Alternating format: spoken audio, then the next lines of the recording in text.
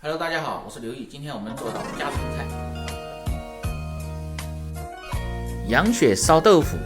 家常又美味，而且非常的下饭。如果没有羊血，可以换作猪血和鸭血都可以。把血和豆腐切成块，再切点葱花、蒜末，起锅烧水，下入血块和豆腐汆水，水开捞出。起锅烧油，下入豆瓣酱、葱和蒜末炒香，炒出红油，然后放入少许的豆豉炒香，放入生抽、花椒面炒出香味儿，烹入料酒炒香，加入高汤，没有高汤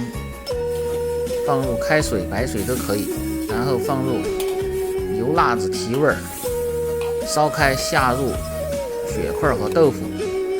然后放盐、鸡精、味精和少许的白糖、胡椒粉调味，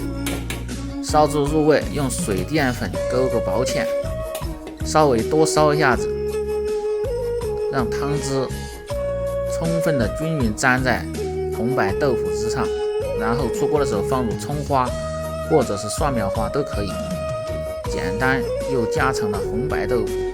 就做好了，非常的下饭。关注我，总有一个你